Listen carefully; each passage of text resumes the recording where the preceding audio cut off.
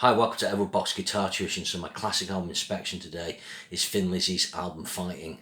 It's released today, September 12th, 1975, so it's 50 years old today. I think this is the first really good, almost classic Lizzy album. I think this is where they truly find their sound.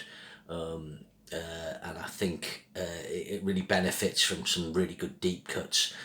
I think it sort of had a mixed reception when it came out, but I think a lot of critics see it as like a really solid record now.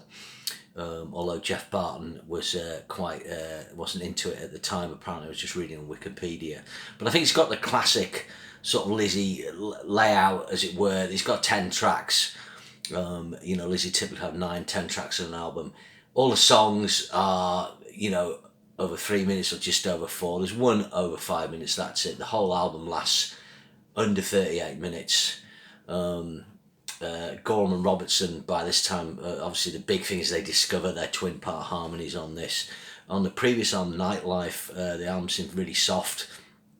There wasn't any harmony guitars, if I remember rightly. Apart from a few good tracks, I was like Still in Love with You, and I like Sha La La La. She Knows. It's just kind of weird, saxophone things, and kind of less rocky than Vagabonds of the Western World. But I think this is one of the, at times, one of the heaviest. It's got a very dark production. I think they weren't happy with the production, but I think it's quite raw. It's got quite a dark sort of boomy bass sound. The guitars are quite sort of chunky and edgy. It lacks refinement, but in all truth, Thin Lizzy never really made a great sounding studio album. I think Black Rose probably comes the closest to having some kind of consistency in the sound. I think this is why people, by the band, always preferred their live recordings, certainly obviously Live and Dangerous. But let's have a look. I mean, this owns the cover of Rosalie by Bob Seger, which the band virtually makes their own. As a young lad, I always thought this was a Thin Lizzy song. It's got that really cool sort of inverted chord shape that's beloved of classic rock bands, but they play at the 14th fret. Really good. Was one of a live favourite. I should just say, I think that's another thing. Again, this has got like 2 really top live favourites on this, and then another cult track. Then you got For Those Who Love to Live. So this has got a really nice harmony lead in it, and this is where that comes to the fore. I think at the end of this track it builds up and they stack the harmony, Robbo and Gorham. They're doing this far more, what's the word I'm looking for, it's far more prevalent than someone like Wishbone Ash were doing away. They're going for the guitar harmonies wholeheartedly, so to speak. Not Wishbone Ash didn't, but it's going up a notch. I think the way they discovered the guitar harmonies was playing a lead line in the studio, something like that, and did someone put a delay on by accident? It kind of harmonised it, or did someone play along by accident and like, oh, that sounds good, and they literally kind of fell into it. So I think this is a really good deep cut. It's actually co-written by Brian Downey, unusually. Most of the tracks on this are by Phil Lynott, but it's actually their only other album where every band member, or 2 other band members get or every band member gets a co-credit and 2 get an individual credit. So next track, Suicide. This is probably the equal most well-known track of the album. Really cool, sexy groove on this. Fantastic soloing from Robbo and Scott. It's got that great, it does that kind of triplet riff, pentatonic riff in the middle. It's super tight. Obviously they'll kind of copy that and refine that for Emerald, and bands like Iron Maiden and so on will go at the races with those kind of riffs. I'll straighten my glasses a bit. There you got Wild One. This is a kind of beloved track of the album. I don't think I played it live much after 75. It's a good Thin Lizzy Live 75 thing you can get a hold of. Released about 15-20 years ago.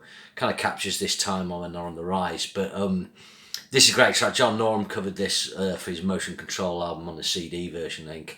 Really good track. It's got great lyrics, lovely kind of acoustic guitar, but with those beautiful harmony lines. It's just got that perfect blend with Phil's poetic lyrics, so to speak, his storytelling.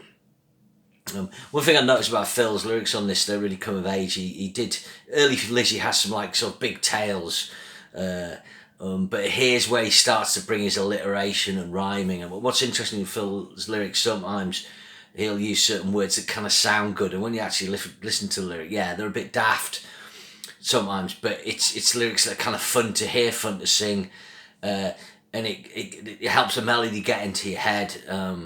Sort of Boys Are Back Town would be a great example of that. Then side one original vinyl finished with Fighting My Way Back, 3 minutes and 12 seconds. So I don't think this is as good as the tracks that have gone before, but it is decent. It's a solid album track. Side two opens with King's Vengeance. This is co-written with Scott Gorham. This is an excellent track. Really nice. It's got a nice funky groove, nice mixture of distorted and kind of more funky clean. It kind of finishes on a sure. He does almost a falsetto note on the end, Phil, which is kind of unusual for him. So it stands out. And then Phil writes "The Spirit Slips Away." I think this is one of the top deep cuts of Lizzy, and on this album, it's got this really dark unison guitar, bass, do do do, that opens it up with wind noise, and it's very gothic. It was actually making my speakers in my car rumble. A certain bass frequency set it off when I was listening. It was doing that. But this is a really good track. It's got sort of, elegiac lyrics, and Phil is someone who can do that where he's, he can really bring you into the story world. So this is 4:35. Next track is solely written by Brian Robinson. It's Silver Dollar. This is the weakest track on the album. It's kind of frivolous. It's kind of fun. I don't mind it, but it's not great. It's just got a boom boom kind of riff, but quite a catchy very poppy chorus.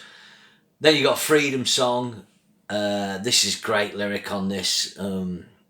Kind of talking about liberty. I'm guessing it's sort of maybe American Civil War type lyric, possibly to do Irish politics.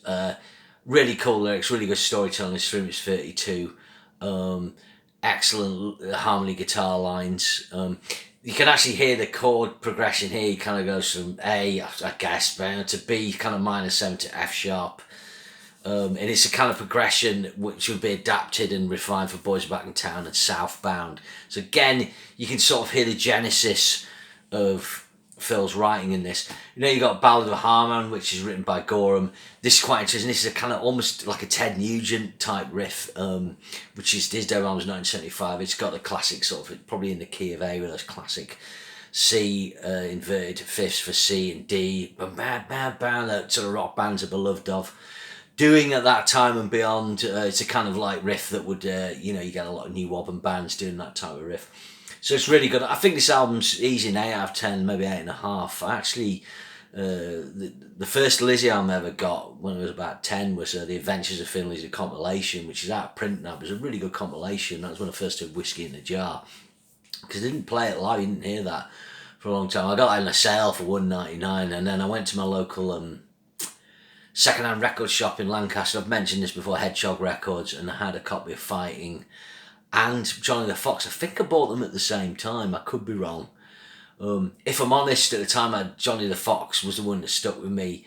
Fighting didn't stick in my mind as much, but when I went back to the album later on in life, I was like, actually, yeah, this is a really good record. It doesn't have as many classics as Jailbreak, not as Johnny the Fox really, but I think they're stronger albums in some ways. I really like Jailbreak, but those other tracks that aren't live and Dangerous for the Coast is cool, but they're not quite as good. Whereas this and Johnny the Fox keep bringing it. So this is probably my second favourite Lizzy studio album.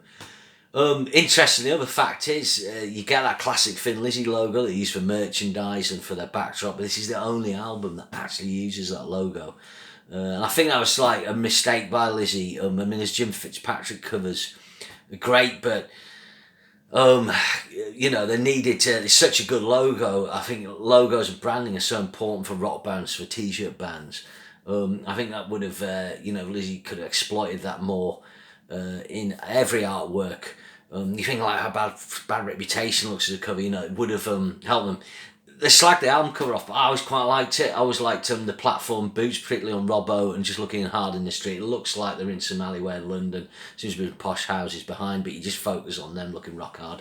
It's much better than the North American release, which is in some really crap fucking hole. But yeah, I like the cover anyway.